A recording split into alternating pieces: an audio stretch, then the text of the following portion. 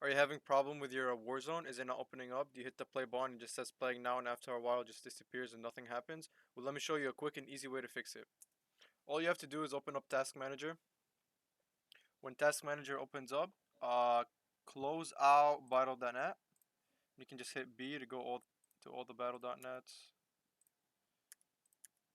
And then after that, go to battle.net, right click on it, run as administrator, hit yes.